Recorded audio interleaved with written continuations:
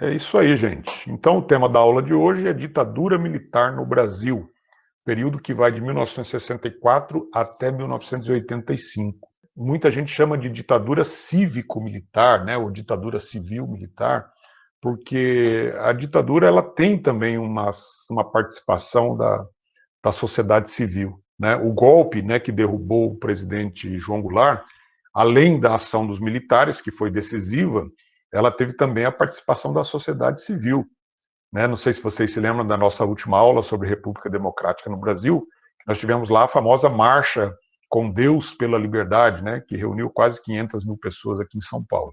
Então a elite paulista, a burguesia, o pessoal que não estava muito contente com as reformas de base do presidente João Goulart.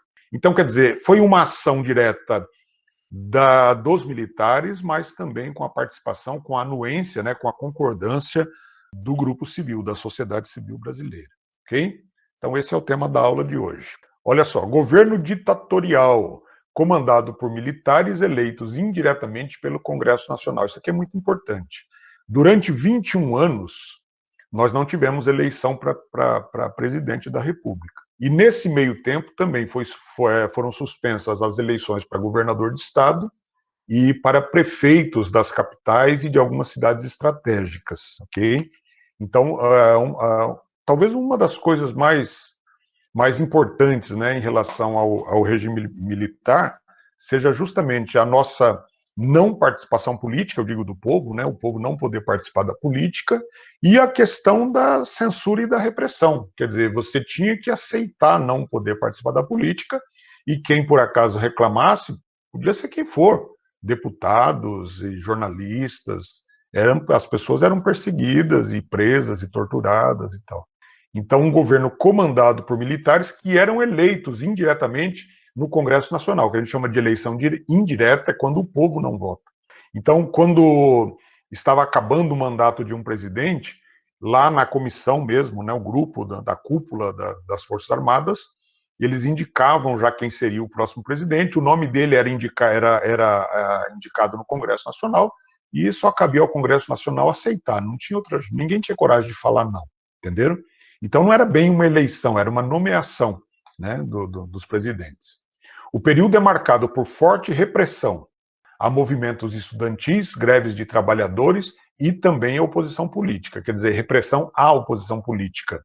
Vocês vão ver isso no decorrer da aula, nós vamos falar de alguns desses movimentos e das repressões que eles sofreram. Ok? Censura aos meios de comunicação e às artes. Então, rádio, televisão, cinema, teatro, música, pintura, qualquer coisa que pudesse denunciar a ação autoritária dos governos militares era combatida, era censurada. Havia uma coisa chamada censura prévia. Então, assim, um grupo de censores tinha um serviço chamado, um departamento chamado Departamento de Censura Federal, que eram encarregados de verificar tudo o que era publicado em termos de arte, ou de filmes que iam entrar em cartaz, ou de peças de teatro, né, que iriam estrear. Eles iam verificar tudo isso para ver se não tinha alguma coisa ali que prejudicasse a imagem do governo. Se tivesse, simplesmente tiravam, não deixavam acontecer. Nós teremos, então, um período marcado por forte divisão ideológica. Isso aqui já vinha no Brasil, é importante lembrar, desde o segundo governo do Getúlio Vargas, que é aquela fase ali do final da Segunda Guerra Mundial, tem o governo Dutra, depois já vem o governo do presidente Vargas, e nós estamos dentro desse período da chamada Guerra Fria. Então, essa divisão ideológica é isso, né? Socialistas de um lado, capitalistas do outro, esquerda de um lado, direita do outro, trabalhismo de um lado, nacionalismo, né, nacionalismo e trabalhismo de um lado, os chamados entreguistas, né, como se chamava, pessoas que se alinhavam aos Estados Unidos aqui, eles eram apelidados de entreguistas. Enfim, então essa divisão marcou o Brasil nesse período de uma forma muito intensa. Então, de um lado, você tinha uma elite burguesa formada por grandes empresários, grandes fazendeiros, latifundiários, uma boa parte dos militares, também havia uma divisão dentro das Forças Armadas. E do outro lado, você tinha artistas, intelectuais, jornalistas, os chamados profissionais liberais, trabalhadores, sindicalistas, que era o grupo de esquerda. E nós podemos afirmar, sem nenhuma chance de erro, que a ditadura militar no Brasil, o golpe militar de 64, ele é fruto dessa divisão ideológica, né? Porque as denúncias de que o governo João Goulart queria implantar no Brasil o comunismo. É claro que isso não procede de verdade. Essa ideia de que vai implantar o comunismo, vai implantar uma república sindicalista, onde os sindicatos vão tomar conta do país, isso é só pretexto para, de certa forma, minar a democracia, né? Isso existe até hoje, inclusive. Quando querem denegrir a imagem de um político hoje, eles ainda chamam de comunista. Fulano é comunista. E as pessoas têm um medo muito grande do comunismo, mesmo não conhecendo o comunismo, mesmo não sendo uma ameaça real. O atual presidente da República, por exemplo, um dos seus discursos durante a campanha eleitoral, e até hoje, né, porque parece que ele ainda está em campanha, é a ideia do combate ao comunismo. Vamos varrer os comunistas do Brasil, dizia ele, né? Até lá no dia da vitória dele, falando ao telefone com algumas pessoas, ele fala que vai varrer todos os partidos de esquerda do Brasil.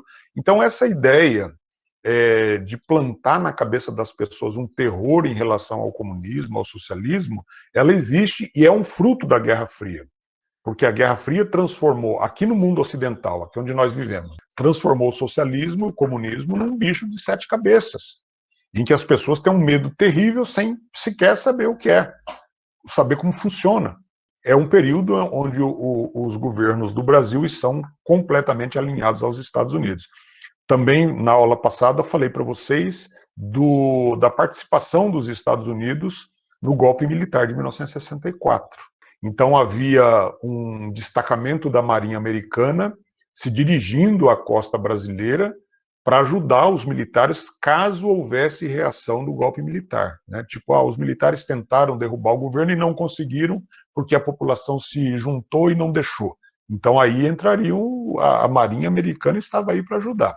Né? Por quê? Porque sabiam que o presidente João Goulart ele era ligado, ele tinha ligações com a classe trabalhadora, com os sindicatos, né? Ele propunha reformas que se aproximavam do ideal socialista. Então, daí para ligá-lo ao comunismo era muito fácil. Uma coisa que é importante também, pessoal, isso foi abordado lá na aula do Centro de Mídias, acho que eles vão falar um pouco mais sobre isso hoje.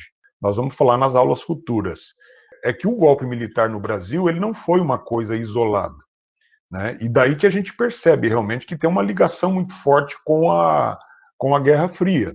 Então nós tivemos golpes militares na América Latina quase toda. Né? Então, na Argentina, no Uruguai, no Chile, no Paraguai, na Bolívia, todos esses países tiveram os seus presidentes, que tinham sido legitimamente eleitos, derrubados por militares. E por trás disso tudo tem a tutela dos Estados Unidos. Né? Que vocês vão dizer assim, mas o que os Estados Unidos tinham a ver com isso? Ora, basta lembrar que na Guerra Fria o mundo estava bipolarizado, dividido em 2 grupos. Os Estados Unidos tutelavam os países capitalistas ocidentais e a União Soviética tutelava, controlava os países lá do Oriente, né? Da Europa Oriental, alguns países da Ásia e tal. Então os Estados Unidos se sentiam no direito de interferir nos estados, nos países em que os governos não estavam completamente alinhados a eles, né, aos Estados Unidos. E isso aconteceu no Brasil e em vários outros países. Né? No Chile, por exemplo, nós tivemos uma ditadura terrível. Aliás, toda ditadura é terrível. Né? Se a gente parar e pensar que o direito fundamental das pessoas, o direito à liberdade, o direito de expressão, o direito de ir e vir, que são direitos reconhecidos, né, na Declaração dos Direitos Humanos. Esses direitos são completamente suprimidos. As pessoas não têm mais esses direitos dentro de uma ditadura. As leis, elas perdem totalmente o valor. E aí o presidente governa de acordo com a sua vontade e do grupo que está no poder junto com ele. Então vamos ver aqui alguns antecedentes. Né? Então o golpe aconteceu sobre o presidente João Goulart, lembrando que João Goulart tinha sido eleito vice-presidente do presidente Jânio Quadros. Só que o Jânio Quadros renunciou após 7 meses de governo e em outubro de 1961, João Goulart assume a presidência. Assim, muito contestada, não queriam deixar que ele assumisse de jeito nenhum. Aliás, foi em setembro mesmo. Né? Ele estava em missão na China, não queriam sequer que ele voltasse para o Brasil. Se vocês quiserem relembrar, é só assistir a última aula nossa, eu postei o link para vocês lá da gravação. Ali eu falo com detalhes sobre o governo João Goulart. Ele propunha uma reforma de base, que incluía reforma agrária, que incluía reforma na educação, reforma no sistema bancário, no sistema de impostos. Então, tudo isso fazia parte das chamadas reformas de base. E essas reformas de base, elas não agradavam a elite econômica, não agradava a burguesia, não agradava os grandes capitalistas. Eles achavam que o presidente estava se aproximando demais da classe trabalhadora e isso era perigoso. Por isso que ele teve tanta oposição. Isso acabou abrindo caminho para o golpe, né? Quando ele cria, por exemplo, a lei de remessas de lucro, o que era essa lei? Dizia que as empresas estrangeiras instaladas aqui no Brasil, elas poderiam mandar lá para a matriz, né, para o seu país de origem, apenas 10% daquilo que elas conseguissem aqui como lucro. Os outros 90% deveriam ser empregados no Brasil.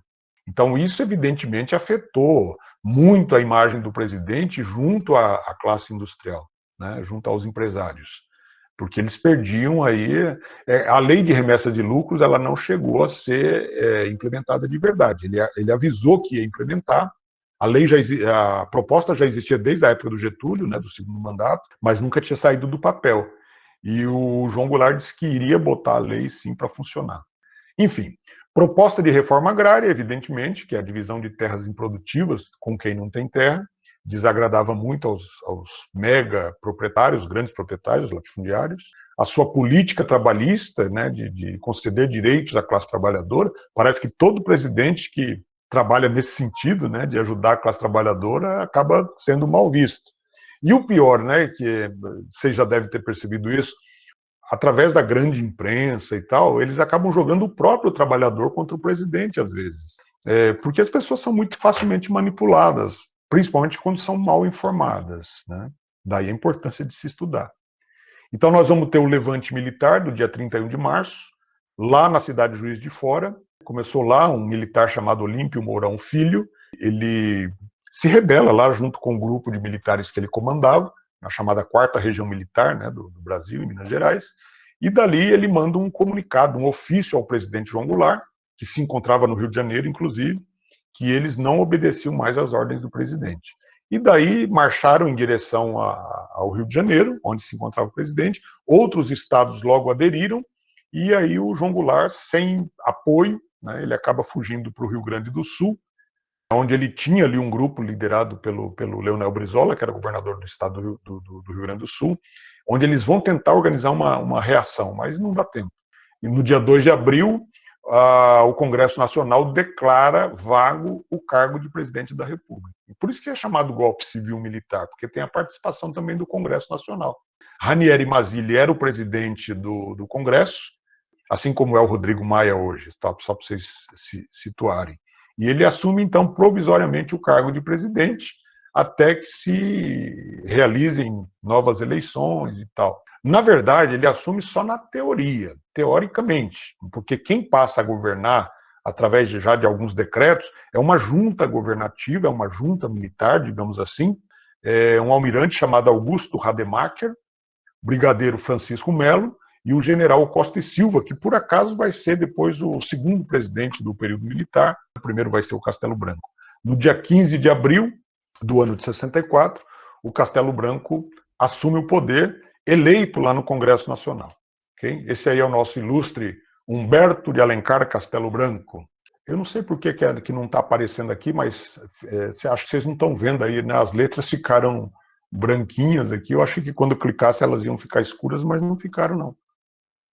Enfim, 1964 até 1967 é o governo do Castelo Branco. Castelo Branco é o primeiro presidente militar do Brasil.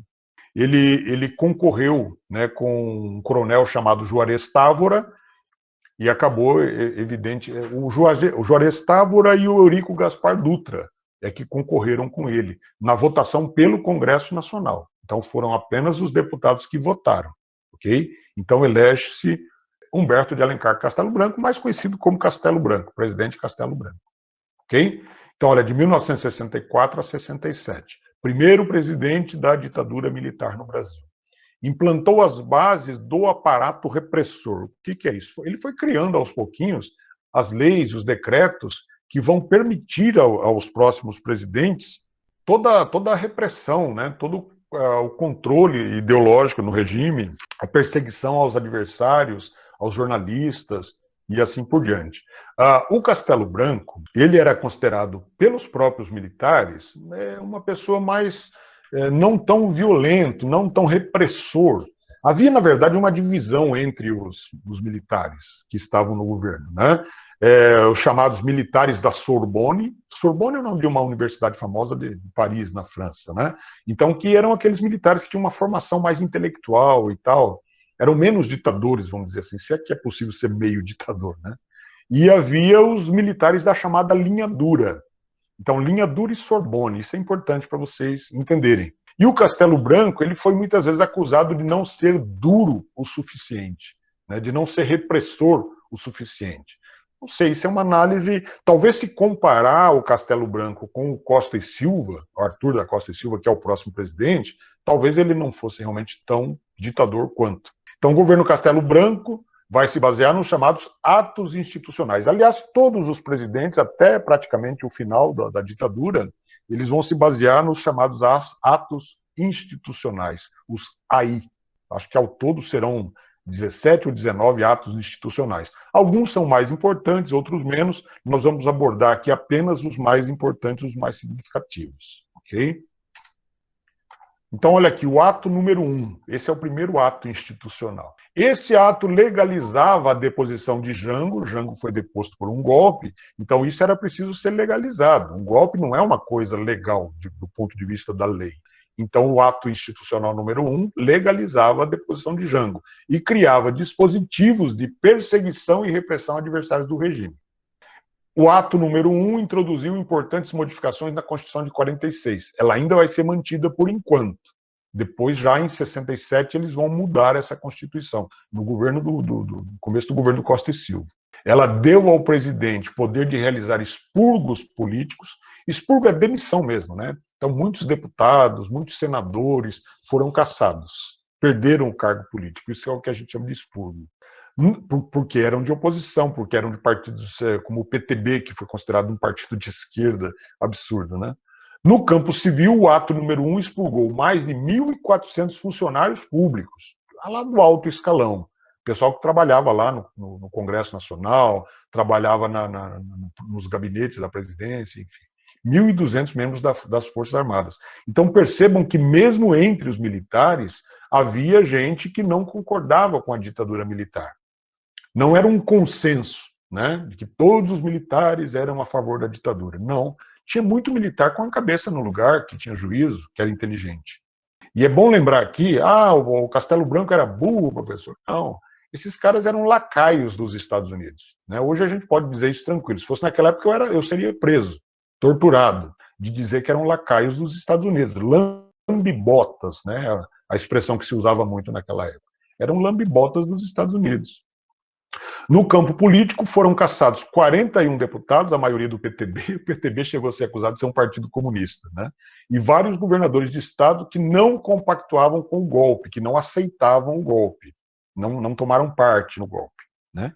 Então aqui já dá para perceber isso, porque diziam que o Castelo Branco era linha branda, da Sorbonne. Imagina se não fosse. Repressão a movimentos sociais. Principais alvos foram o movimento estudantil e as chamadas ligas camponesas. Porque é de onde vêm as primeiras reações, digamos, né? As primeiras contestações.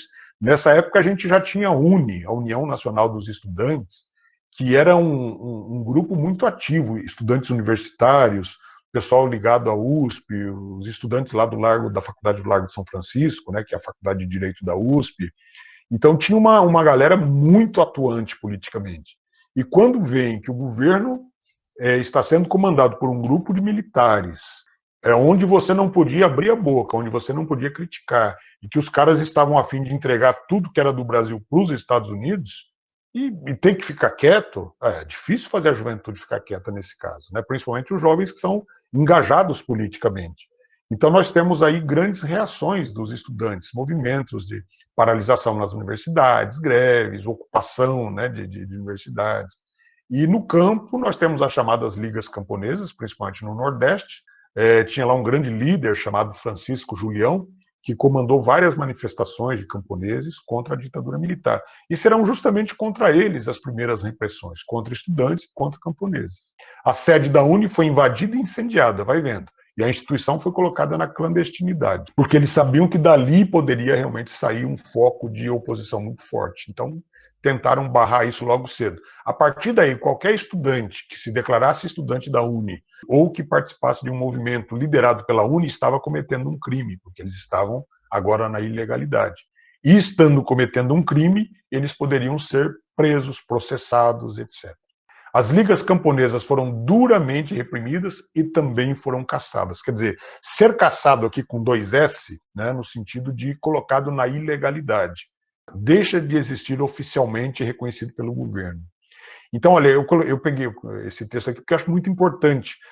Segundo Marcos Napolitano, que é um dos maiores historiadores do Brasil em relação à época da ditadura militar, Castelo Branco tinha os seguintes objetivos: acabar com a elite reformista de esquerda, e aí entra Juscelino Kubitschek, entra o João Goulart, Jânio Quadros, Leonel Brizola, enfim, esquerda e centro-esquerda, né? Dissolver os movimentos sociais organizados, porque daí poderia vir uma reação ao governo, e reorganizar o Estado na direção de uma nova etapa de acumulação do capital. Ou seja, colocar o Brasil ali de bandeja para os interesses das empresas multinacionais, especialmente dos Estados Unidos. Então a ditadura, por isso que ela não aconteceu somente no Brasil. Em todos os países latino-americanos que tinham governos de esquerda, ou que tinham governos mais nacionalistas, né, assim que pretendiam defender o interesse nacional contra a expoliação estrangeira, sofreram golpes militares, mais ou menos na mesma época. Quem é que vai acreditar que eram movimentos isolados? Claro que não, né? Óbvio que não. Outro mecanismo de repressão do AI-1, do Ato Institucional número 1, eram os inquéritos policiais militares, chamados IPM. Então, qualquer pessoa que cometesse um ato que fosse considerado subversivo quer dizer contra o que eles chamavam de revolução. Os militares chamaram o golpe militar de 64 de revolução. Então, quem fosse contra a Revolução de 64 era considerado subversivo. E aí entraram muitos artistas, escritores, jornalistas. Mais de 10 mil pessoas tornaram-se réus por subversão. E não era bom se tornar réu durante a ditadura. Pessoas eram torturadas. Havia aqui em São Paulo um departamento chamado DOPS. Vocês já devem ter ouvido falar do DOPS, né? O Departamento de Ordem Política e Social. Era comandado por um militar, um coronel chamado Fleury. Tá? Não é o Fleury que foi governador depois, não. Deve ser da mesma família, mas não é o mesmo. E esse delegado Fleury, ele era um sujeito muito violento, muito violento. Ele era malvado mesmo, né? Além de ser violento, ele era malvado. E quando uma pessoa entrava, né, nesses inquéritos do IPM, essas pessoas eram muitas vezes torturadas das formas mais bárbaras que vocês podem imaginar. Eu vou ainda numa próxima aula sobre ditadura, nós vamos falar um pouco mais sobre torturas, né? Não, eu não vou falar sobre tortura, vamos falar sobre tortura. E aí vocês vão ver quais eram os métodos cruéis que eles usavam, né? Desde choque elétrico até o chamado pau de arara, né? Penduravam o cara lá, um pedaço de madeira com as mãos e os pés amarrados. E, enfim, eram coisas absurdas. E a pessoa muitas vezes acabava confessando aquilo que os militares queriam, mesmo que ele não tivesse culpa. Confessava para não morrer de tanto apanhar, ou para não sofrer aquela pressão psicológica tão grande que eles impunham nas pessoas, né? Então era realmente um negócio terrível. Muitas vezes entregavam companheiros, né, de subversão, enfim. Né? Ditadura e repressão são sinônimos, na verdade, né? O ato número 1 deveria acabar em 31 de janeiro de 66. Então, quando o presidente Castelo Branco ele criou o ato número 1, ele dizia que era para botar ordem na casa. E que depois que tivesse tudo organizado, depois que a ameaça vermelha tivesse sido totalmente dominada e afastada, então nós teríamos eleições, né? Então, até outubro do ano seguinte, né, outubro de 65, no máximo a gente teria eleições. E tudo voltaria à normalidade, eleições diretas, o povo votaria. Algumas pessoas acreditaram realmente nisso, né? Que o golpe militar seria apenas uma transição para uma democracia burguesa, digamos assim. Então, tirar de cena os políticos de esquerda e centro-esquerda, presta atenção nisso, que queriam fazer reformas que de alguma forma melhorassem a vida da população mais pobre, porque aqui no Brasil realmente era muito difícil a situação do pobre, que colocasse o Brasil de acordo, que alinhasse o Brasil aos interesses e à política econômica dos Estados Unidos, liberando importações, exportações, abrindo as fronteiras do Brasil para as empresas estrangeiras, enfim, essa era a ideia. Por isso que teve tanto apoio da burguesia brasileira. Você sabe que muitos desses burgueses, políticos de direita que apoiaram a ditadura, se arrependeram depois. Entre eles, aquele famoso Carlos Lacerda, que foi o grande adversário do Getúlio, depois foi adversário do Juscelino, depois pegou no pé do Jânio, foi um grande adversário do João Goulart também. Enfim, ele apoiou o golpe abertamente, ele confessa isso, inclusive. Tem até uma frase dele aqui, que nós vamos falar depois. E muita gente se arrependeu. Adhemar de Barros, que era um político de direita, apoiou a ditadura, né? Carvalho Pinto, que era governador do estado na época, do estado de São Paulo, apoiou. Todos esses se arrependeram. Por quê? Porque eles perceberam, com o tempo, que entregar o poder político nas mãos de quem tem armas, no caso as Forças Armadas, eles passam a ter não só o poder político, como o poder armado. E aí eles vão ficar no poder até quando eles quiserem. Perceberam? Quem é que vai tirar o poder das Forças Armadas? Se eles não quiserem sair, ninguém tira. Eles têm tanques, eles têm aviões de bombardeio, eles derrotam qualquer oposição à força, se eles quiserem. Então é por isso que essa história de ditadura não é bom nunca. Ah, mas eles vão chegar no poder só para botar ordem na... Tem muita gente agora, recentemente, vocês devem ter visto nas manifestações, pedindo a volta da ditadura. Ah, queremos os militares no poder para botar ordem na casa, para acabar com a corrupção. Isso não existe. Até porque durante a ditadura militar nós tivemos muitos casos de corrupção. É que não podiam ser denunciados, né? Eles foram descobertos depois que acabou a ditadura, é que muitos desses casos vieram à tona. Mas na época mesmo dos militares, eles podiam cometer atos de corrupção que ninguém ficava sabendo. Você sabe que é durante a fase da ditadura que surgem essas grandes empreiteiras que hoje dominam, né, o cenário político brasileiro, o cenário econômico brasileiro. Elas surgiram durante a ditadura militar, quando se construíram obras gigantescas, né, a Transamazônica, a Ponte Rio-Niterói e outras obras. É daí que surgem essas grandes empreiteiras, né? Então, calcula-se que bilhões de dólares foram desviados dessas obras, mas que ninguém podia... Primeiro, que não podia fiscalizar. Segundo, se achasse alguma coisa, ninguém tinha coragem de denunciar. Porque senão podia ser preso, torturado. Podia não, geralmente era mesmo, né? Quem falasse mal do governo era preso. Entenderam? Então, por que essas pessoas vão se arrepender? Porque a ditadura foi... O golpe foi dado para durar pouco, pensavam isso, né? Mas o regime militar não pensava, não. Os presidentes, né, os militares do alto comando, os ministros militares, eles não pretendiam ficar pouco tempo no poder, não. Eles queriam ficar muito tempo no poder. E é por isso que esses políticos se arrependeram. Porque mesmo sendo de direita, agora eles estão deixados de lado, eles não podem participar, né? No máximo como congressistas, mas vocês vão ver que o Congresso, que foi muitas vezes dissolvido, quando estava funcionando, não tinha poder nenhum. Né? Simplesmente tinha que dizer amém ao que os governos militares queriam. Período difícil, viu, gente? Eu não cheguei a viver essa época com, digamos, com consciência política, né? Porque o golpe foi em 64, eu nasci em 65. Então, durante a fase da ditadura, quando havia mesmo repressão, quando a censura era muito forte, eu ainda era muito criança, né? Então, e lá no interior, quer dizer, a gente não tinha assim muito contato com a política ainda. Quando eu comecei a gostar de política e a entender um pouco de política, aí já era começo dos anos 80, a gente já tinha entrado num processo de abertura política, né? O presidente Ernesto Geisel, ele começa, é o penúltimo presidente da ditadura, ele começa um processo de abertura política ainda no final dos anos 70, e aí aos poucos ele vai diminuindo a censura, vai liberando um pouco as manifestações, as greves. Então, quando eu comecei a enxergar um pouco as coisas, já era essa fase, não era tão terrível assim. Embora fosse, porque a gente não podia votar ainda, né? Aqui é o ato número 2, tá? Vocês vão ver que de todos esses atos institucionais, o pior é o número 5, é o famoso AI-5. O ato número 2, fortaleceu o poder do presidente da República, então o presidente passa a governar a partir de decretos. Vocês sabem que até hoje o presidente da República ele pode fazer decretos-leis, só que esses decretos precisam ser aprovados pelo Congresso. Então o presidente faz um decreto, ele ganha poder de lei, só que é uma lei provisória, tem que ser aprovado pelo Congresso, senão cai depois. Agora mesmo, essa semana, acho que foi na segunda-feira, se não me engano, ou na sexta-feira, que o ministro do Meio Ambiente ele fez um decreto liberando áreas de manguezais e restingas para a construção civil. Vocês devem ter visto, né? Deu uma polêmica danada, o pessoal gritou nas redes sociais e tal. Então, é um decreto, está valendo. Agora parece que ontem uma juíza fez deu lá anulou o decreto, digamos assim, através de um ato jurídico.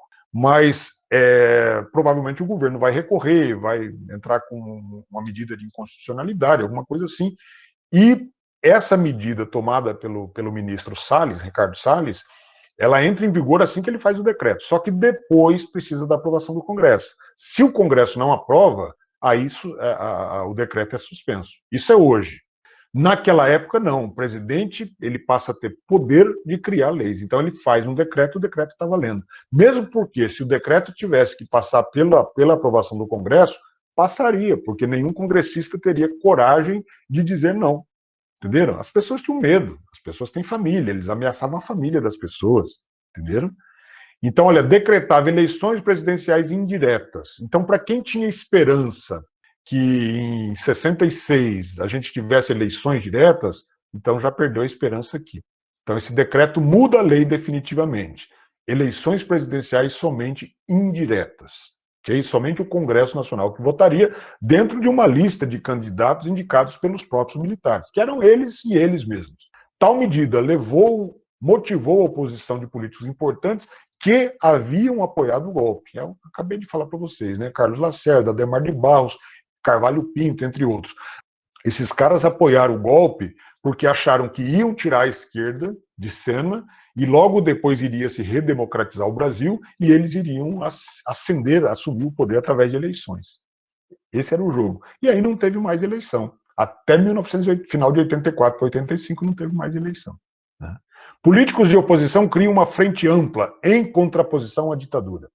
Essa história de frente ampla, né? A esquerda brasileira agora está falando também em fazer uma frente ampla contra o presidente Bolsonaro, né? Juntando todos os partidos de esquerda, centro-esquerda, partidos progressistas e tal. E uma frente ampla quer dizer assim, você pega políticos que às vezes são até rivais politicamente, que às vezes até têm projetos diferentes, mas junta força, une as forças contra um mal maior, digamos. Então aqui nós, nessa frente ampla, vamos juntar políticos de direita, como Carlos Lacerda, políticos de esquerda, como Leonel Brizola, eles vão se unir. Por quê? Porque nesse momento o grande inimigo do Brasil é a ditadura. Tá? Então essa é a ideia da Frente Ampla. É uma organização suprapartidária, quer dizer, não tem partido aqui. Tem os opositores do regime militar. Quem era contra o regime militar podia fazer parte da Frente Ampla. O objetivo de combater pela via legal o endurecimento do regime ditatorial.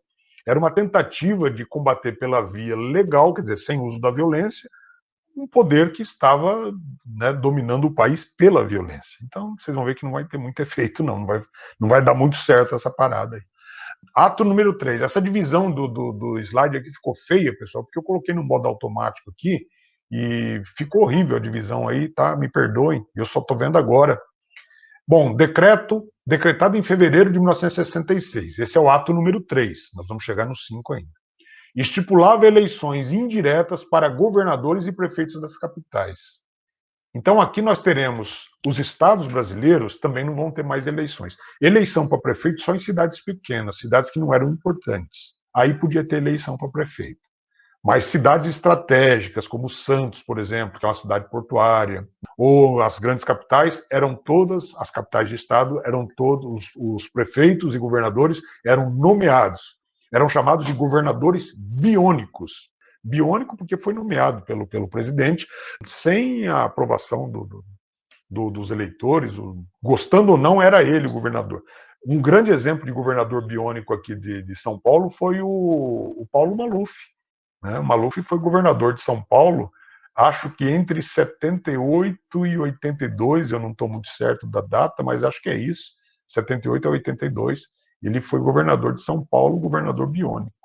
Estipulava o bipartidarismo, quer dizer, todos os partidos políticos que existiam antes do golpe, o PSP, o PTB, o PRP, todos esses partidos antigos foram extintos. O PCB, evidentemente, o Partido Comunista, né, foi colocado na ilegalidade, o PCdoB, enfim, PSB, todos. Apagaram todos os partidos, desapareceram todos os partidos, e no lugar desses todos os partidos surgem dois partidos apenas. Aliança Renovadora Nacional, conhecida, né, como ARENA, que é a sigla de Aliança Renovadora Nacional. E um partido que era considerado um partido de oposição, a chamada oposição consentida. O que é uma oposição consentida? Na verdade, é um faz de conta. Então, todos os políticos que fossem eleitos, deputados, senadores, vereadores, que não quisessem fazer parte do partido do governo, podiam se filiar a um partido chamado oposição. Mas não era oposição como é agora. É chamado de oposição consentida porque o governo permitia que se tivesse essa oposição, que não podia abrir a boca. Na verdade, era uma oposição mutilada, vamos dizer assim. Era o Movimento Democrático Brasileiro, conhecido como MDB. Esse partido que temos hoje, chamado MDB, que depois, né, teve uma época que se chamou PMDB, é o mesmo partido. Tá? É o partido do Ulisses Guimarães, partido do José Sarney, de outros grandes políticos da época. Eu não sei se vocês entenderam o significado, é importante. Existe uma oposição com as mãos atadas. É uma oposição que não tem poder realmente de fazer o que a gente chama de oposição, de ir contra as decisões do governo. Algumas pessoas até se arriscavam de vez em quando a fazer oposição, mas sofriam sanções, sofriam punições depois, né?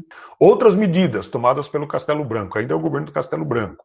Criação do SNI, eu falei lá atrás dos aparatos de repressão, dos órgãos de repressão. O Serviço Nacional de Informação é mais ou menos como se fosse a polícia secreta, digamos, do regime militar. Então é o SNI.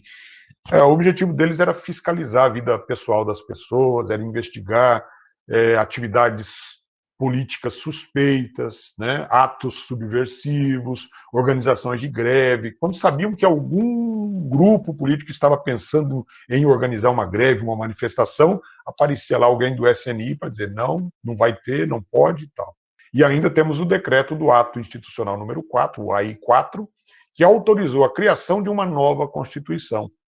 Então, a Constituição de 1946, ela vai ser suspensa, ela vai ser totalmente banida. Na verdade, ela já tinha sido descaracterizada por todos esses atos institucionais. Vocês devem se lembrar que a Constituição de 46, ela era considerada a Constituição mais democrática que o Brasil tinha tido até ali, até 1950, 60, enfim.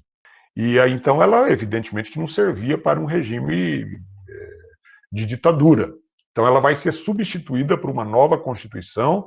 Nessa época, o Congresso Nacional estava fechado pelo Castelo Branco. Ele vai convocar eleições para formar uma Assembleia Constituinte só para fazer a Constituição. E depois essa Assembleia seria dissolvida novamente. Okay? E aí surge, então, a nova Constituição, a Constituição da ditadura militar, terrivelmente ditatorial, como vocês podem supor, e vai ser a nossa penúltima Constituição até hoje, porque depois da de 67, nós vamos ter a Constituição de 1988. Então, quando acaba a ditadura militar, a partir de 84 para 85, nós temos, então, eleição, os militares saem de cena, entregam, na verdade, o poder, porque o Brasil estava totalmente fora de controle, inflação, dívida externa, eles arrebentaram, eles acabaram com o Brasil, na verdade.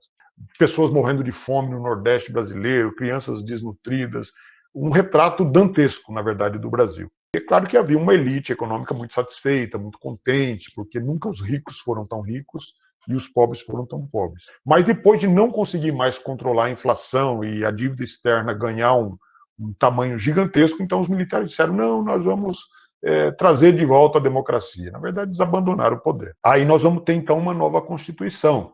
Isso foi de 85 até 88. Essa Constituição, que é atual, né, de 1988, ela é chamada de Constituição Cidadã e ela é uma Constituição considerada até hoje a melhor de todas as que nós tivemos, a mais democrática, a mais justa, e que infelizmente vem sendo modificada desde 2016, desde o golpe contra a presidente Dilma Rousseff, a Constituição de 88, Constituição Cidadã, ela vem sendo modificada, né? Suas principais leis vêm sendo modificadas, as leis trabalhistas, a lei de aposentadoria, agora eles estão tentando de todo jeito mexer nas leis do controle ambiental, né? Como eu acabei de falar para vocês, do ministro Ricardo Salles, né? Então, mas é só para vocês terem uma ideia das constituições. Foram 7 constituições ao todo na história do Brasil. Lembrando que nos Estados Unidos só teve uma. Desde a independência deles até hoje é a mesma. É claro que passou por algumas mudanças, né? Algumas leis complementares e tal, mas é a mesma Constituição até hoje. Nós tivemos 7, o que mostra um pouco dessa instabilidade política do Brasil. Essa é a Constituição de 67. Incorporava medidas autoritárias dos atos institucionais. Então, aqui o AI1, AI2, AI3 e AI4, eles já aparecem na Constituição. Todos os decretos desses atos institucionais já aparecem como lei nessa Constituição. Okay? Dava ampla autonomia ao governo para combater ações mais radicais da oposição à ditadura. Aquilo que eles consideravam radical. Né? Por exemplo, um artista fazendo uma música, fazendo uma crítica ao governo, poderia ser considerado uma ação radical. Nós temos muitos exemplos de artistas que foram presos, que foram torturados, ou que, para não ser presos e torturados, fugiram do Brasil. Exemplo, Caetano Veloso, exemplo, Geraldo Vandré. Vocês conhecem uma música que é assim, ó.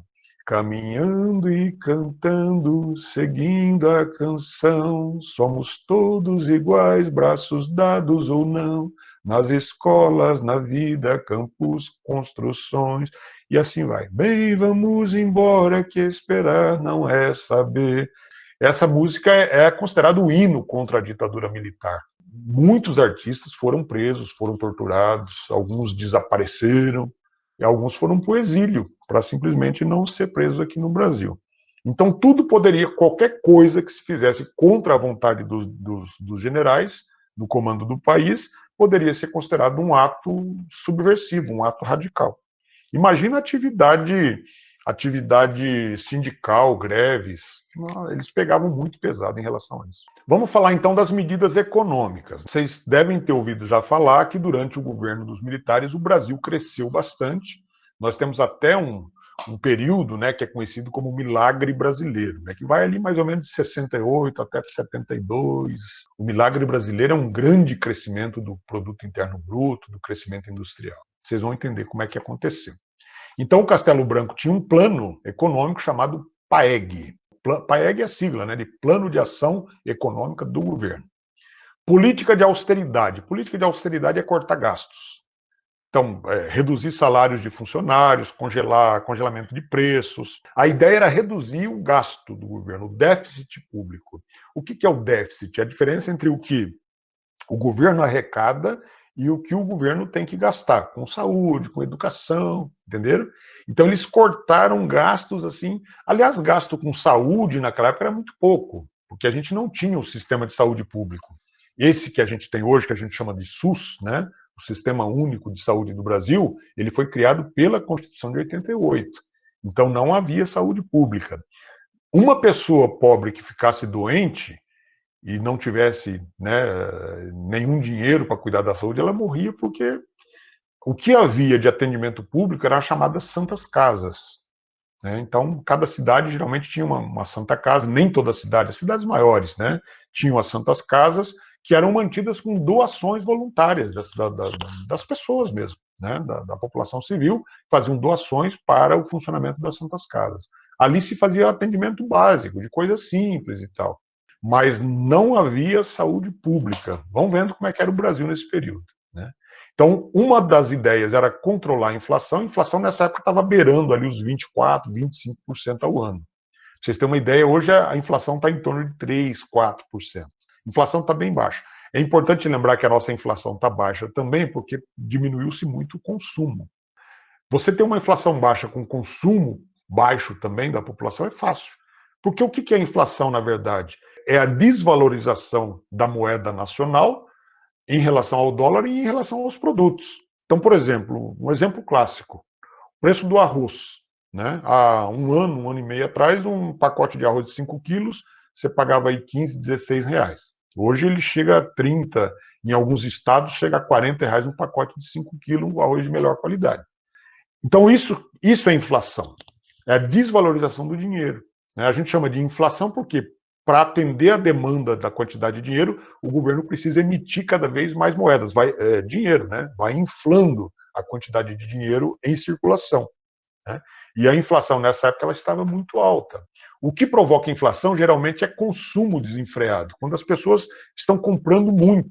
Porque aí existe aquela história da lei da oferta e da procura, né? A economia de mercado. Quanto mais as pessoas compram, mais o produto sobe de preço. A ideia básica é essa, né? Vamos aumentar, porque se está vendendo, vamos aumentar, vamos aumentar. A ideia básica do capitalismo.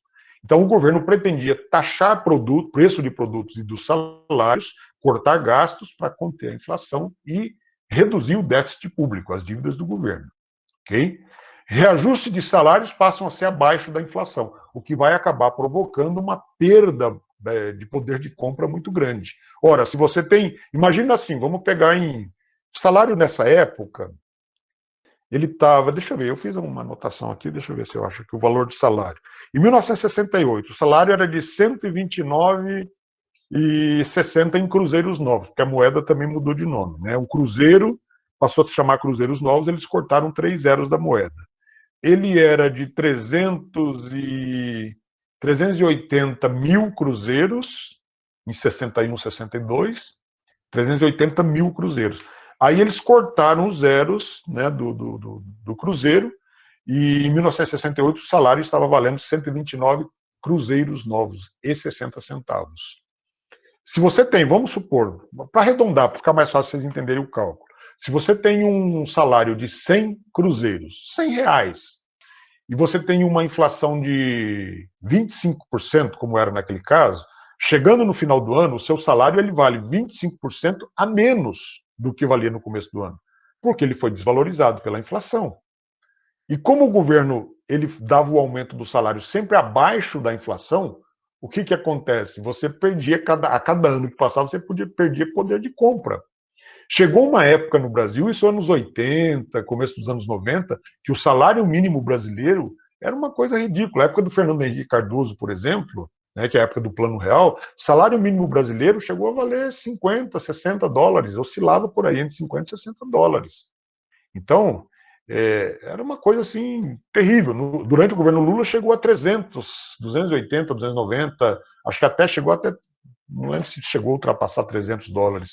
Foi aí que o salário mínimo passou a ser valorizado. É aí que os grandes empresários começam a pegar no pé do Partido dos Trabalhadores, no pé do Lula, no pé da Dilma, porque diziam que o salário mínimo estava muito alto. Me lembro que na eleição de 2014, Dilma Rousseff e Aécio Neves disputavam o poder, né, da presidência ali, e o Aécio chegou a dizer isso numa reunião que ele teve com empresários, né, que no Brasil o salário mínimo estava muito alto, porque na época estava acho que 900 e poucos reais, e ele dizia que o salário mínimo estava muito alto. Oh, que absurdo, né? Então, percebe-se que a corda sempre arrebenta do lado mais fraco mesmo, né? E isso vinha já da época da ditadura, de reajustar salários abaixo da inflação. Quer dizer, se você tem inflação, você tem que, pelo menos nos salários dos trabalhadores, colocar um reajuste igual à inflação, pelo menos para manter o poder de compra. Entenderam? Então aqui já se percebe que os ditadores não governavam para o povo, governavam para os empresários. Né? Regras rígidas para greves dos trabalhadores. Isso aqui, eu coloquei regras rígidas só para não dizer para vocês que as greves foram proibidas. Porque na prática era proibição. Qualquer greve que acontecesse, ela era julgada pelo Ministério do Trabalho, né, pela Justiça do Trabalho. Tribunal de Justiça do Trabalho, que é o TJT. Se a greve fosse considerada ilegal, o sindicato que organizou a greve tinha que pagar uma multa gigantesca. E os trabalhadores poderiam ser demitidos e ter os salários cortados nos dias que não trabalharam. E era assim, 9,9 em cada 10 greves que aconteciam eram considerados ilegais. Entenderam? Então, assim, na teoria podia fazer greve, mas na prática ninguém tinha coragem de fazer. Porque sabia que o Tribunal do Trabalho, comandado pelos militares, ia julgar a greve como ilegal.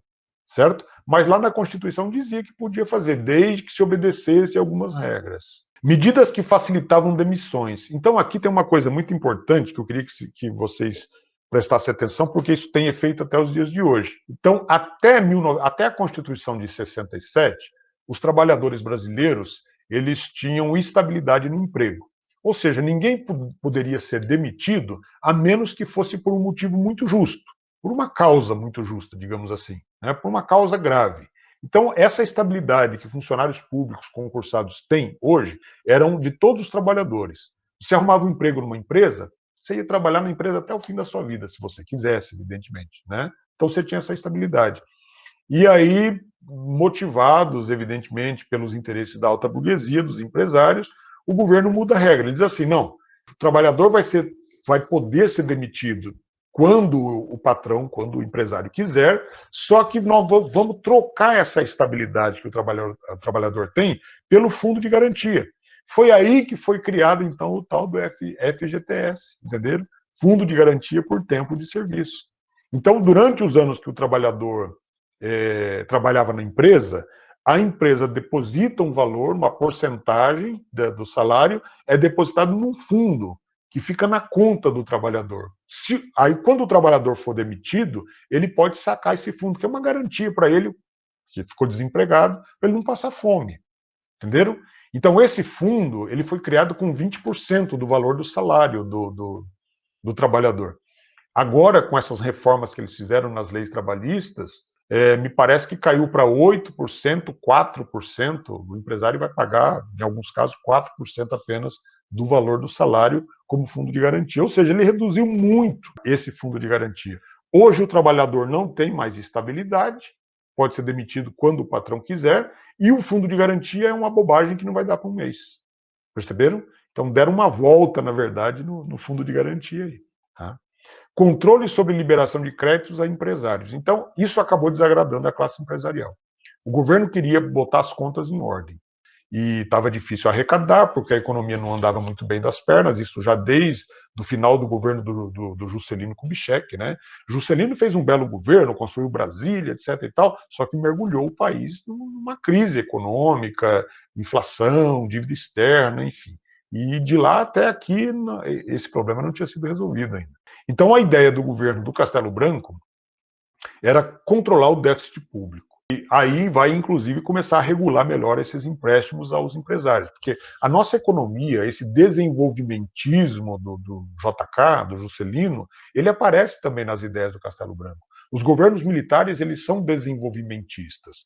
Não com aquela mesma ideia de nacional desenvolvimentismo, né? Vamos criar, então, grandes empresas nacionais para comandar a economia do Brasil e tal. É um desenvolvimentismo feito com dinheiro de fora. Então nós tivemos grandes obras realmente, né, grandes hidrelétricas, grandes construções faraônicas, mas tudo com dinheiro emprestado dos Estados Unidos, do FMI, do Banco Mundial, o que transformou a dívida externa do Brasil numa coisa que as pessoas brincavam, né, diziam que era uma dívida eterna, porque jamais a gente iria conseguir pagar. Né? Esse é o nosso ilustre Costa e Silva, que vai ser o presidente que vai suceder ao presidente Castelo Branco. É o segundo presidente da, vamos ver se vai aparecer. Não apareceu. Eu escrevi aqui do ladinho o nome dele, o tempo, né, do governo, mas não apareceu. Arthur da Costa e Silva, ele vai governar de 1967 até 69. Essa nova Constituição, ela dava o mandato do presidente, mudava o mandato para 6 anos, até que eram 4. A partir de 67 passa a ser 6 anos. Só que o Costa e Silva vai governar apenas 2 anos, porque ele fica doente, ele sofre um derrame cerebral, né, mais conhecido como AVC, e aí, então, alguns meses depois ele morre, inclusive, então ele teve o governo mais curto. Mas esse Arthur da Costa e Silva é um dos mais cruéis presidentes da ditadura. É durante o governo dele que surge o AI-5, inclusive. Né? Vamos lá. Ele foi candidato único, né? Quer dizer, não teve adversário para ele, não teve uma indicação para que o Congresso Nacional pudesse optar, queremos esse ou queremos aquele. Votação indireta, lembrando sempre disso, tá, gente? Durante toda a ditadura, ninguém escolheu, nenhum cidadão comum votou para presidente. E no caso dele aqui foi pior ainda, porque ele foi. Vocês sabem que o Costa e Silva, eu cheguei a dizer para vocês daquela divisão que havia entre os militares, né? Castelo Branco era considerado muito bonzinho, né? É Sorbonne, esses caras da Sorbonne são muito intelectuais, nós precisamos de alguém mais linha dura. E aí o pessoal da linha dura é que indicou o Costa e Silva. E ganha o Costa e Silva porque ele era candidato único, enfim. Olha só, promessa de implementação de uma democracia autenticamente nossa. Isso era uma definição dele. Quer dizer, uma democracia do nosso jeito. Uma democracia onde o povo não participa. Eu não estou falando só do povo pobre, não. O povo, de maneira geral, não participava, porque a gente não podia votar. Quando o governo deixava, tinha Congresso Nacional. Mas quando o governo quisesse, ele mandava fechar o Congresso Nacional e caçar todos os deputados. Como é que o povo podia participar? Elegendo deputados e senadores e vereadores, né, que era o poder legislativo, o poder executivo era nomeado. Eram os governadores, prefeitos biônicos. Né? Só que deputados e senadores, eles não podiam fazer muita coisa. Se eles resolvessem fazer leis, propor leis, ou de alguma forma tentar limitar a ação do presidente, eles eram caçados. Eles eram presos. Vocês vão ver aqui que tem uma história de um deputado chamado Márcio Moreira Lima, né, que ousou fazer um discurso contra o presidente. Ele ousou, lá no Congresso Nacional, usando a tribuna, ele ousou expor o que estava acontecendo de fato. E ele chegou a dizer que os presidentes e os generais que comandavam o país eram torturadores. É daí que vem o AI-5, inclusive, para tentar coibir esse tipo de manifestação dos deputados. Beleza? Então, como é que seria essa democracia autenticamente nossa? Uma democracia onde não tem participação do cidadão. Uma jabuticaba brasileira, vamos dizer assim, né? Governo marcado pelo milagre econômico. O milagre econômico é esse crescimento exponencial da economia. Tivemos crescimento que chegou, há alguns anos, tivemos um crescimento de 14%, uma coisa impressionante, né? Com dinheiro emprestado, é verdade, mas enfim. E pelo endurecimento da repressão com a criação do AI-5. Então, esses dois fatos marcam o governo do Costa e Silva. O milagre econômico e o AI-5. O AI-5 é a página mais triste, vamos dizer assim, da ditadura militar. Período conhecido como Anos de Chumbo. E daí já acho que já define bem, né, o que foi esse período aí de 68 até 77, 78. São 10 anos, mais ou menos, de linha dura, realmente, repressão violenta, e prisões, e torturas, e pessoas fugindo do Brasil para não ser presas, enfim. Vamos ver essa política econômica, então, do Costa e Silva. Aí ficou apagadinho também, eu não entendi por quê. Ele vai dar, eu vou narrar para vocês aqui, embora não esteja aparecendo aí. Eu não sei o que eu fiz nesse slide que eu acabei deixando ele branco desse jeito.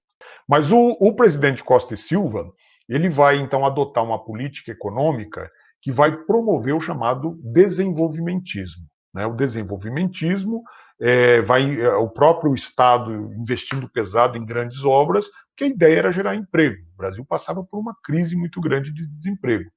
E o governo queria também estimular o consumo. Ora, para as pessoas consumirem, elas precisam receber salário.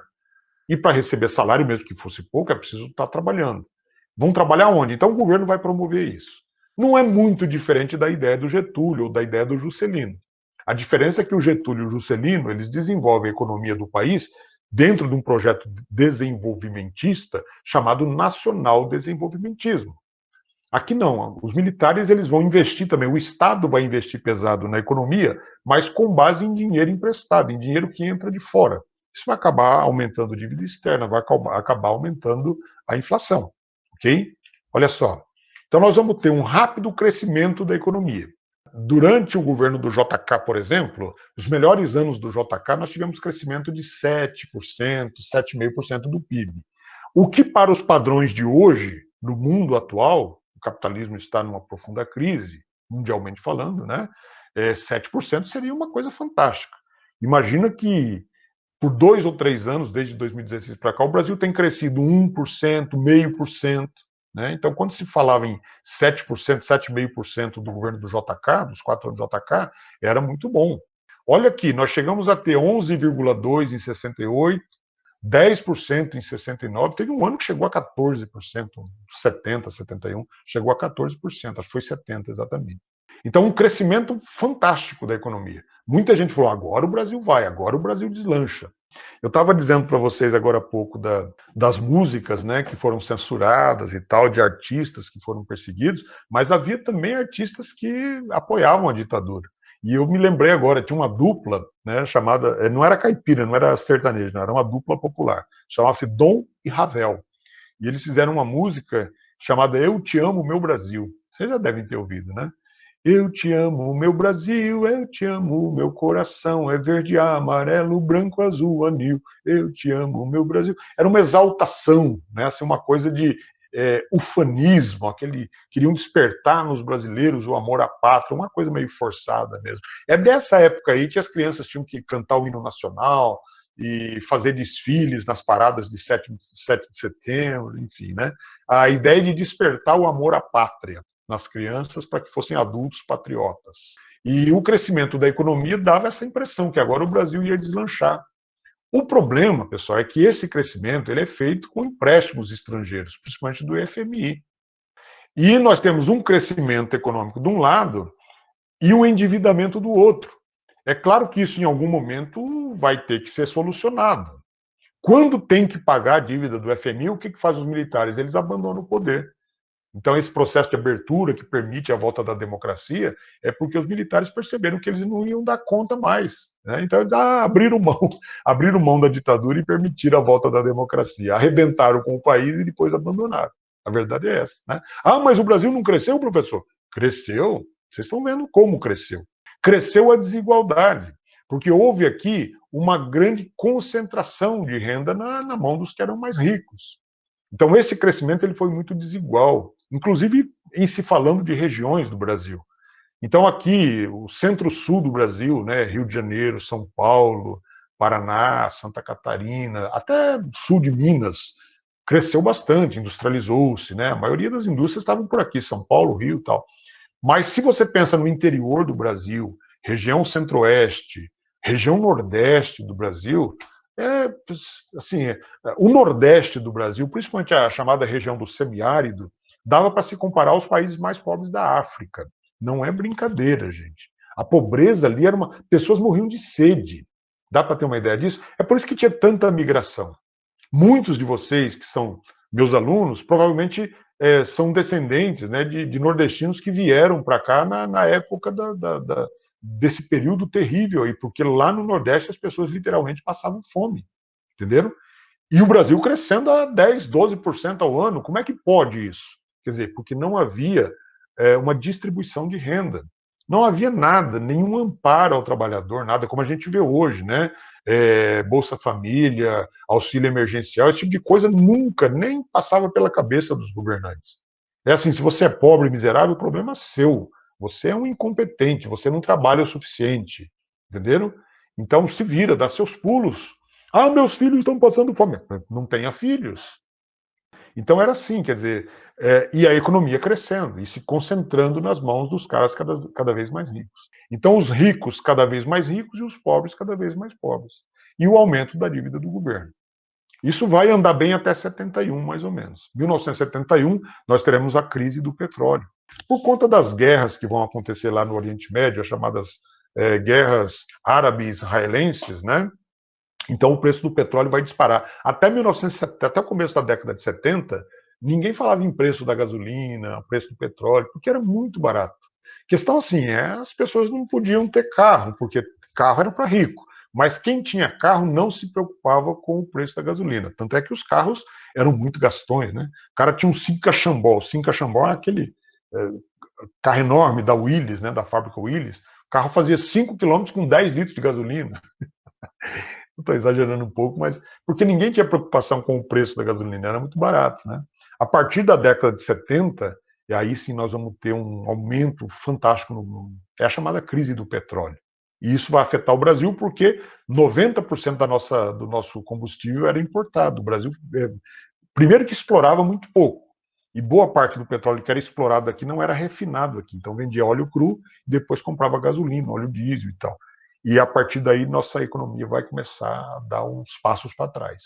Os militares foram responsáveis por grandes obras, obras gigantescas. É daqui que nascem as grandes empreiteiras brasileiras, né, que nadavam de braçada, né, como se diz na gíria, dentro dos governos militares. Aqui que elas se tornaram gigantes.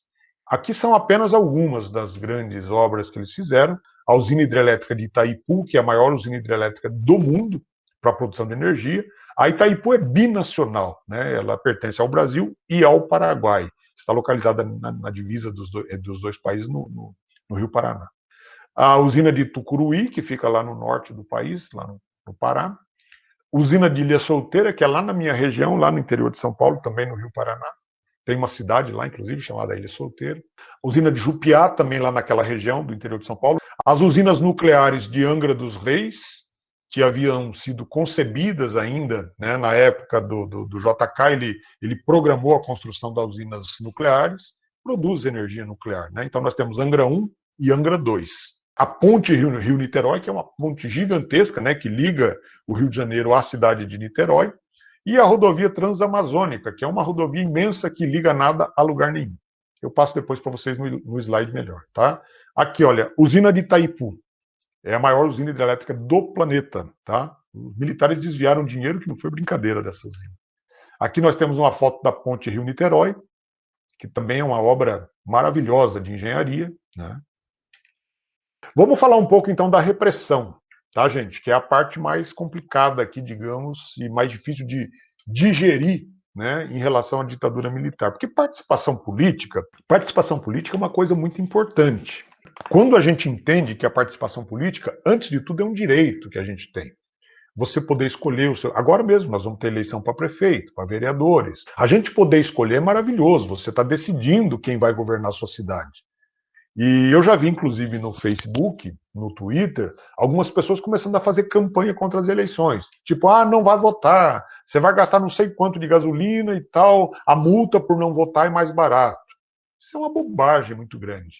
Nós tivemos gente que morreu durante a ditadura pelo nosso direito de votar, pelo nosso direito à democracia. Então é importante votar. Mas eu não acredito em nenhum candidato, professor. Como é que eu faço? Ora, se você tem 5, 6 candidatos, deve ter um deles que é menos pior do que os outros. Não tem nenhum que seja bacana, que defenda as mesmas ideias que eu. Mas deve ter um que deve ser menos pior. Então, se você deixa de votar, você está dando oportunidade para que o pior ganhe, e não o menos pior, digamos assim. Aliás, esse ano em Itapecerica nós temos bons candidatos a vereador, bons candidatos a prefeito. É uma questão. E eu acho que muitos de vocês votam, né? Vão votar pela primeira vez agora. Exerçam, tá, gente? O poder da democracia, exerçam o direito de voto, que é uma coisa muito importante. Olha só, movimento estudantil contra a ditadura entre 67 e 68. Deixa eu pegar aqui a minha caneta. Nós tivemos, então, protestos dos estudantes no restaurante Calabouço, no Rio de Janeiro. O Calabouço é uma espécie de restaurante universitário, próximo lá à Universidade Federal do Rio de Janeiro, e é onde os jovens se alimentavam ali. O marmitão do pessoal era ali. E teve, então, por conta da inflação que tinha aumentado, enfim, aumentaram muito o valor das refeições. E aí houve um manifesto dos estudantes, que não chegou a acontecer, inclusive. Eles estavam planejando o manifesto quando os militares lá do SNI, o Serviço Nacional de Informações, ficou sabendo que ia ter uma manifestação de estudantes. E era comandado pela UNE. Vocês se lembram que a UNE foi colocada na clandestinidade ainda lá no governo do Castelo Branco. Então disseram, não vai ter manifestação nenhuma. Cercaram lá o prédio do calabouço, né, policiais militares em cima de cavalos e tal, a cavalaria foi lá e resolveu então dispersar. E aí houve violência, tal, os militares deram um tiro e acabaram matando um estudante, um jovem estudante chamado Edson Luiz. Isso foi em março de 1968. Então o Edson Luiz tinha o quê? 18, 19 anos, era um garoto, estudante de segundo grau, digamos ainda, né? E isso acaba provocando uma revolta na população. A morte do estudante foi uma coisa maluca. Vocês se lembram da Revolução de 32, dos estudantes Martins, Miragaia, Drauzio e Camargo aqui em São Paulo, que acabou, né, provocando o início da Revolução de 32 de São Paulo, da Revolução Constitucionalista? Porque tem isso, né? Quer dizer, a polícia matar um jovem estudante que estava se manifestando contra o aumento da comida no restaurante que eles almoçavam. Então, quer dizer, é uma coisa descabida, uma coisa absurda, mas que aconteceu. Então, isso acabou desencadeando uma série de revoltas e protestos e movimentos e tal. Entre eles, um chamado Passeata dos 100 mil. Então, aproximadamente 100 mil pessoas entre estudantes, jornalistas, intelectuais, enfim. Essa passeata acontece no Rio de Janeiro. O governo reage com mais repressão ainda, proibindo protestos, invadindo a sede da Universidade de Brasília, porque também pipocaram movimentos lá, em Brasília, a UNB, como é chamada. Isso foi em agosto de 68. Nessa invasão da UNB, eles prenderam e mataram pessoas, estudantes. Aqui na morte do Edson Luiz, teve um outro aluno que foi baleado e que morreu depois também. Não me lembro agora o nome dele, mas ele foi hospitalizado e alguns dias depois ele morreu também. Tá? Então foram 2 mortos, na verdade. Tivemos uma greve em Contagem, Contagem é uma cidade de Minas Gerais, que chegou a reunir mais de 20 mil trabalhadores. Aqui em Osasco, uma greve de mais de 10 mil trabalhadores. Então percebam que a sociedade como um todo está começando a cair a ficha, que a ditadura era uma coisa ruim. E o movimento começa justamente pela classe estudantil e vai pela classe trabalhadora. Só que o governo tem o poder das armas e o governo tem liberdade de agir. Então não é. Hoje também tem repressão. Quando a gente tem uma greve de professores, por exemplo, e a polícia vai lá e acaba batendo em professores, mas a imprensa está mostrando, e depois o policial que por acaso agrediu alguém é processado, às vezes é afastado. A lei mais ou menos protege hoje os manifestantes e grevistas, mas naquela época não. Ninguém podia mostrar, ninguém podia criticar. Se um policial matasse um grevista, ele era condecorado, era capaz de ser promovido, entenderam? Então era uma situação muito difícil, mas ainda assim a população reagia. Então nós tivemos prisão de trabalhadores, líderes sindicais, foi numa dessas daí, só que foi depois um pouco, 70 e alguma coisa, que o presidente Lula, quando ainda era líder sindical, ele foi preso por comandar uma greve lá na região do ABC, em São Bernardo do Campo. Então, greve, os caras faziam greve, tinha que ter muita coragem para fazer greve assim, né? Vejam como o pessoal de hoje são uns. Né? O pessoal, eu quase falei bundão, não posso falar bundão porque é palavrão, mas hoje a gente tem todo o direito de fazer greve, é garantido por lei o direito de fazer greve, o pessoal não tem coragem. Naquela época tinha que desafiar a ditadura para fazer greve, e a galera ia e vibrava, mesmo sabendo que podia ser preso, que podia ser morto. O mundo mudou muito, né, gente? Aqui tem algumas imagens, né, da morte do Edson Luiz. Edson Luiz de Lima Souto. Isso aqui é a carteirinha dele de estudante, ó. Tá? Era um garoto. Tá? Aqui a mãe dele, a mãe do Edson Luiz. Aqui o corpo dele. Aqui quando eles estavam preparando, né, a greve no Calabouço, né, no restaurante Calabouço, que acabou não acontecendo. Não era uma greve, era uma manifestação. E aqui vocês podem ver que tem provavelmente um professor aqui tá junto com os alunos. Vocês sabem que o movimento estudantil, aqui fotos da invasão da Universidade Nacional de Brasília, o UNB, pela polícia. Isso aqui foi dia 29 de agosto de 68. Isso aqui é depois do AI-5, tá, gente? Então observem aqui, ó, todo mundo com a mão na cabeça, professores, alunos, todo mundo sendo preso. E eu vi um documentário agora esses dias atrás, quando eu estava preparando essa aula. Ele era professor, eu acho que não vou me lembrar agora o nome dele, mas ele era professor. Ele é professor atualmente. Na época ele era estudante e o pai dele era professor universitário. E eles falando que eles foram espancados e tal, colocados dentro de um camburão e tomaram borrachada ali e foram presos. Enfim, era um negócio muito complicado. A passeata dos 100 mil, aqui lá no Rio de Janeiro, na região da Candelária, né? Dia 26 de junho de 68. 68 é o pior, digamos, dos anos da ditadura militar, porque foi a partir daqui que começaram as repressões mais violentas, as prisões, os exílios, né? Eles começam em 68. Okay? Aqui o ato número 5. Aqui tem o decreto, ó, se vocês depois quiserem dar uma olhada. Então, ato número 5. Decretado em 13 de dezembro de 68, foi uma resposta do governo ao crescente movimento de oposição, por conta dos movimentos estudantis, por conta das greves lá que aconteceram em Contagem, de Osasco, enfim. O governo responde com mais repressão. Os movimentos eram contra a repressão, ok? Qual a resposta do governo? Mais repressão, mais violência ainda. Então, o estopim do AI-5, que, na verdade, o governo militar já vinha pretendendo endurecer essas regras já há bastante tempo, mas falava de um motivo, digamos, né? E o motivo foi um discurso, então, de um deputado chamado Márcio Moreira Alves, contra a tortura. Ele faz esse discurso depois que ele soube que professores e alunos tinham sido torturados. Lá eles chamavam de porões da ditadura, né, lá no DOPS, no DOI-CODE, que eram porões por quê? Porque havia a parte de cima, onde as pessoas eram recebidas e tal, e fichadas, né, como eles diziam, e havia uns subterrâneos ali, as partes de baixo, onde as pessoas eram torturadas. Por isso que chamam de porões da ditadura. E ninguém, é claro que as pessoas sabiam que havia tortura, mas isso nunca foi registrado. Só fomos saber mesmo de como as pessoas eram torturadas e tal, depois que acabou a ditadura, depois da abertura política, que esses documentos foram aparecendo, vindo à tona. E é uma coisa maluca, gente. É assim, é estarrecedor a gente pensar que o Brasil passou por uma fase dessa. Então, esse discurso do Márcio Moreira Alves era um discurso contra a tortura. Ele chegou a dizer, ele usou palavras duras, é verdade, mas não eram mentirosas. Ele disse que o governo, presidentes e ministros, que aquilo ali se tornou um vale-a-couto da tortura. Um vale-a-couto é um reduto da tortura. Ele literalmente chama o presidente Costa e Silva de torturador, quando ele usa essa expressão. E aí, óbvio que não ia ficar barato, ele era deputado, deputado federal, é claro que não ia ficar barato isso. Então, só que para processar um deputado, é preciso ter a licença do Congresso Nacional, porque eles têm uma garantia constitucional que é chamada imunidade parlamentar. Então, um parlamentar que comete um ato, uma irregularidade dentro do mandato, uma irregularidade política, então ele tem uma série de garantias, que é essa tal imunidade parlamentar. Ela existia também naquela época, até para proteger os próprios militares, né? Porque eles sabiam que eles estavam fazendo muita coisa errada.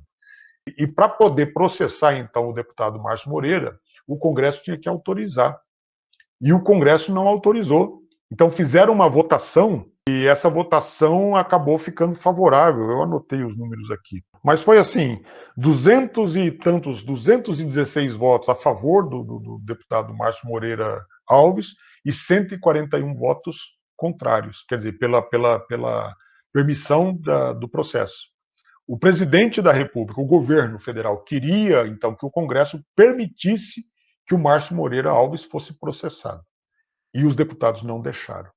Aí o que faz o presidente? Ele vai seguir a regra? Então, bom, se o Congresso não deixou, tudo bem, o deputado não vai ser processado? Não, ele simplesmente decreta o AI-5, dizendo, a partir de agora quem dá as cartas sou eu, o Congresso Nacional está fechado.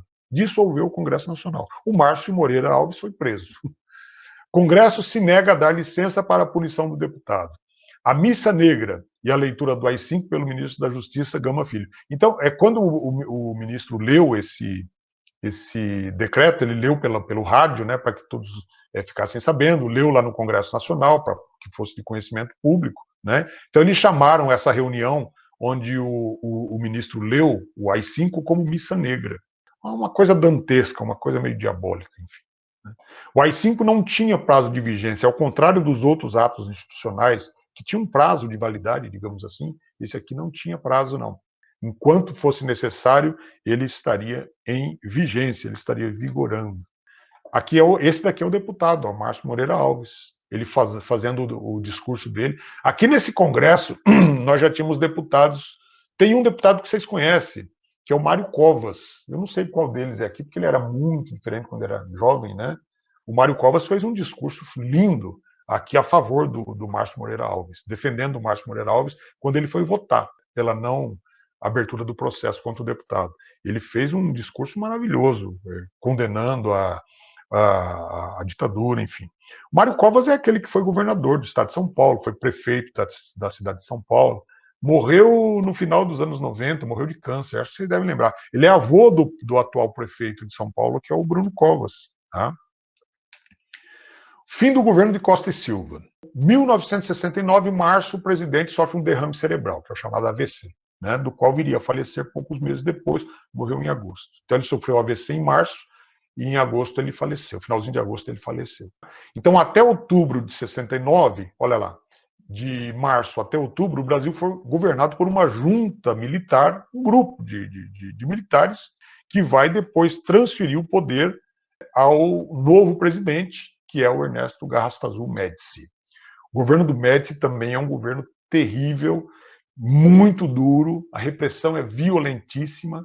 Muita gente diz que a abertura política começa com ele, mas demora muito, na verdade. Ele governou 4 anos. Logo no começo do governo, ele diz assim: vamos fazer uma abertura lenta, gradual e segura. Só que demorou muito essa abertura. Na verdade, durante o governo do Médici não houve abertura, coisa nenhuma.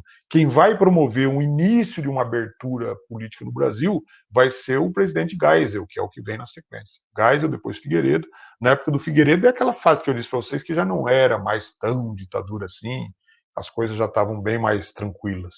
Mas o Médici, que prometeu fazer uma abertura política no Brasil, não fez foi nada. Pelo contrário, ele endureceu até mais. Há quem diga que ele foi pior até do que o Costa e Silva. Não sei. Enfim, nenhum dos dois foi bom, né? A gente pode garantir isso. Bom, gente, é isso.